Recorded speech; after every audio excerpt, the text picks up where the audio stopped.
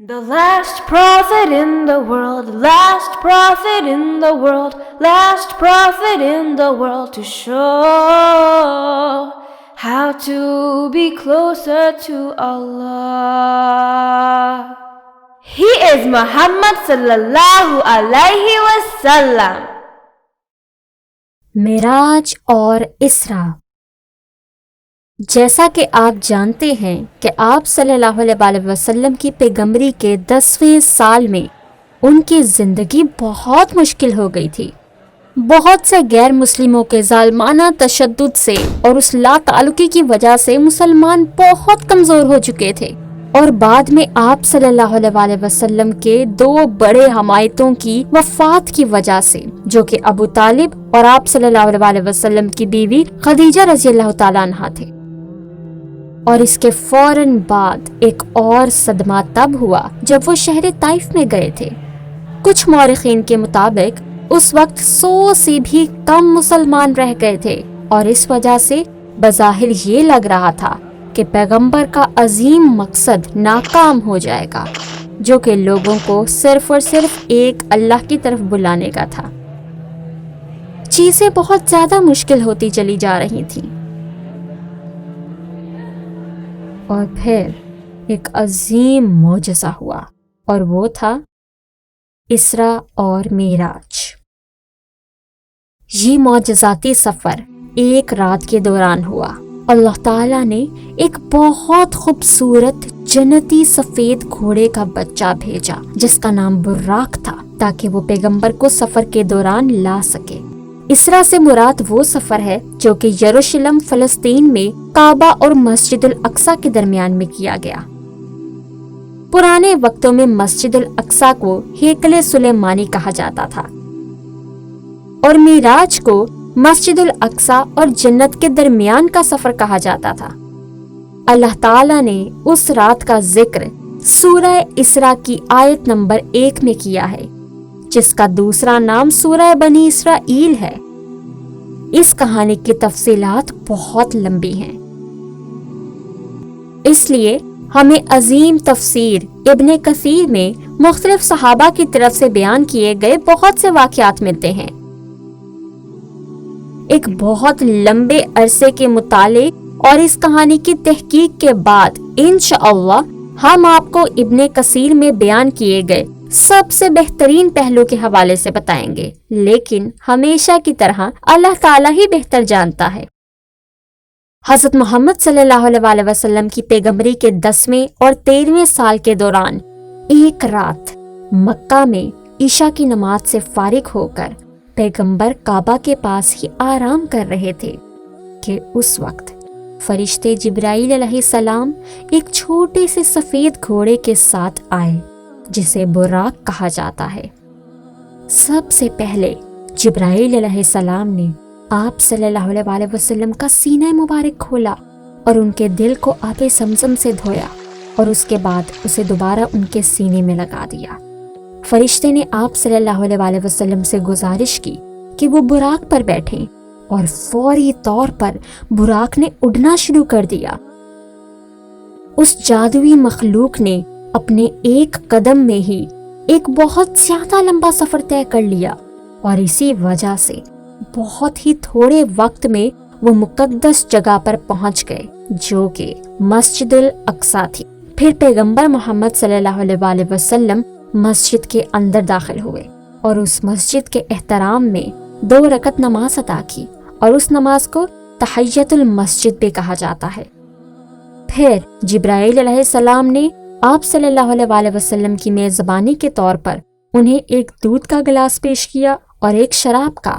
पैगंबर ने उस शराब को लेने से मना कर दिया और इसके बजाय दूध को लेना पसंद फरमाया। जिब्राइल अलैहिस्सलाम बहुत खुश हुए और अर्ज की कि ये उनका बहुत अच्छा फैसला है कि उन्होंने दूध का इंतखाब किया और शराब को मना कर दिया। तो क्या उनका सफर मस्जिदुल अक्सा पहुंचकर मुकम्मल हो गया?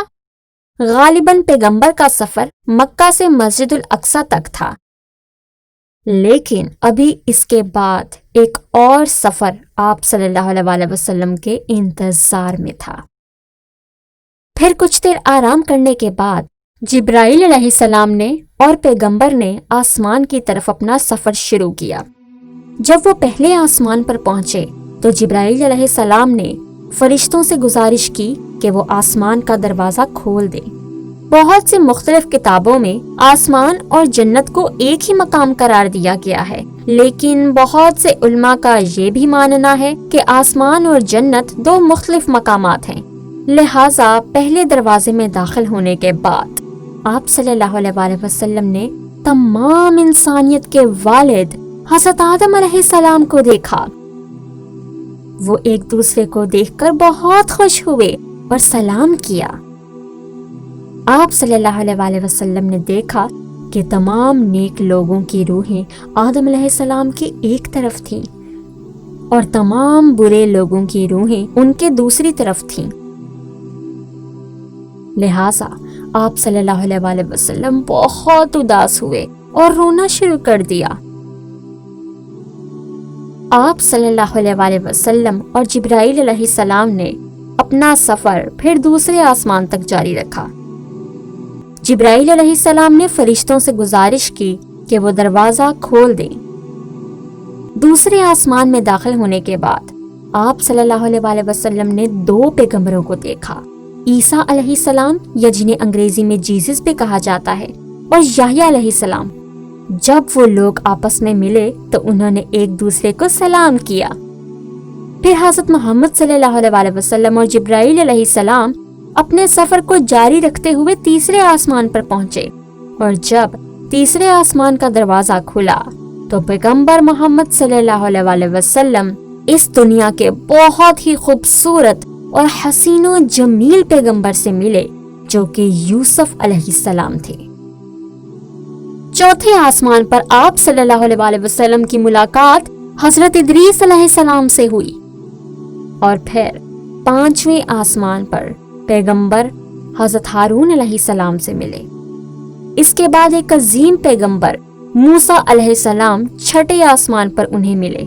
जब उन्होंने आप सल्लल्लाहु अलैहि वसल्लम को देखा तो मूसा अलैहिस्सलाम ने रोना शुरू कर दिया कि उनके बहुत कम पैरोकार जन्नत में दाखिल हुए थे, और उन्होंने पैगंबर सल्लल्लाहु अलैहि वसल्लम से ये भी कहा कि उनके बहुत से पैरोकार जन्नत में दाखिल होंगे।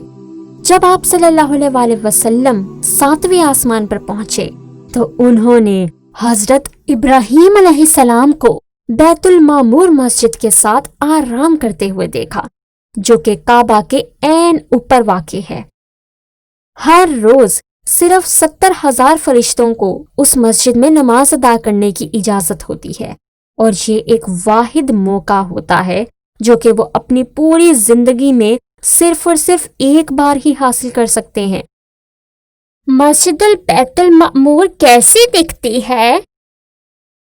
कुछ उल्मा के मुताबिक मस्जिद बैतुल मामूर भी काबा की तरह ही दिखती है, लेकिन अल्लाह ताला बेहतर जानता है। हज़रत इब्राहीम अलैहिस्सलाम से मिलने के बाद जिब्राइल अलैहिस्सलाम और आप सल्लल्लाहु अलैहि वसल्लम तमाम मखलूकात के सबसे आला मर्तबे की इंतहा पर पहुंचे, जहां उन्होंने देखा सिदरतुल मुंतहा, जो कि जन्नत का सबसे बड़ा दरख्त है। इस दरख्त के फल और पत्ते बहुत ही ज्यादा बड़े थे और वो सुनहरी तितलियों से भरा हुआ था और इंतहा से ज्यादा खूबसूरत था, जिसे कोई भी लफ्जों में बयान नहीं कर सकता। वहां आप सल्लल्लाहु अलैहि वसल्लम ने जिब्राइल अलैहिस्सलाम को उनकी हकीकी शक्लो सूरत में देखा। वो बहुत ही ज्यादा बड़े थे। पैगंबर ने देखा कि फरिश्ते जिब्राइल अलैहिस्सलाम के 600 पर थे। उस मौका पर अल्लाह ताला ने आप सल्लल्लाहु अलैहि वसल्लम से बात की। कुछ उल्मा के मुताबिक जिब्राइल अलैहिस्सलाम वहीं पर रुक गए और मोहम्मद सल्लल्लाहु अलैहि वसल्लम अल्लाह ताला से गुफ्तगू करने के लिए उस दरख्त से आगे गए, लेकिन अल्लाह ताला ही बेहतर जानता है। क्या हजरत मोहम्मद सल्लल्लाहु अलैहि वसल्लम ने अल्लाह ताला को अपनी आंखों से देखा? नहीं, حضرت محمد صلی اللہ علیہ وسلم نے اللہ تعالیٰ کو نہیں دیکھا۔ کوئی بھی انسانی آنکھ اللہ تعالیٰ کو کبھی نہیں دیکھ سکتی۔ اللہ تعالیٰ نے ان سے بالکل ویسے ہی بات کی جیسے وہ حضرت موسیٰ علیہ السلام سے کیا کرتے تھے، اور انہیں مسلمانوں کے لیے ایک خاص پیغام دیا۔ اللہ تعالیٰ اور حضرت محمد صلی اللہ علیہ وسلم روزمرہ کی نمازوں کے بارے میں بات کر رہے تھے۔ سب سے پہلے 50 مرتبہ نماز ادا کرنے کا حکم دیا گیا۔ اللہ تعالیٰ کا حکم سننے کے بعد آپ صلی اللہ علیہ وسلم اور جبرائیل علیہ السلام نے دوبارہ سے زمین کی طرف اپنا سفر شروع کیا۔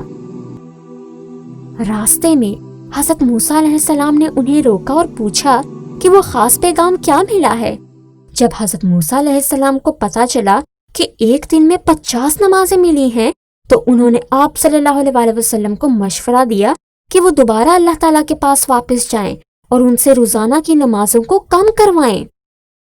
آپ صلی اللہ علیہ وسلم نہیں جانتے تھے کہ کیا کرنا چاہیے۔ پھر وہ دوبارہ حضرت جبرائیل علیہ السلام کے پاس مشورہ کرنے گئے۔ جبرائیل علیہ السلام نے آپ صلی اللہ علیہ وسلم سے کہا کہ وہ دوبارہ واپس جا کر نماز کم کروا سکتے ہیں، لہٰذا وہ دوبارہ سے سدرۃ المنتہا پہنچے اور اللہ تعالیٰ سے نمازوں میں کمی کی گزارش کی۔ اللہ تعالیٰ نے ان کی یہ گزارش قبول کر لی اور نمازوں کی تعداد کو کم کر کے 10 مرتبہ کر دیا۔ پھر حضرت محمد صلی اللہ علیہ وسلم نے دوبارہ سے مکہ کی طرف اپنا سفر شروع کیا، اور پھر سے حضرت موسیٰ علیہ السلام نے انہیں روکا اور انہیں مشورہ دیا کہ وہ اس سے بھی کم نمازیں کروا کر لائیں۔ آپ صلی اللہ علیہ وسلم دوبارہ سے واپس گئے اور پھر سے اللہ تعالیٰ سے نمازوں میں کمی کی گزارش کی۔ اب کی بار اللہ تعالیٰ نے مسلمانوں کو تحفے کے طور پر صرف اور صرف ایک دن کی 5 نمازیں دیں، لیکن ان کے سفر کے دوران پھر سے حضرت موسیٰ علیہ السلام نے انہیں روکا اور انہیں دوبارہ سے نمازوں کو کم کروانے کا مشورہ دیا۔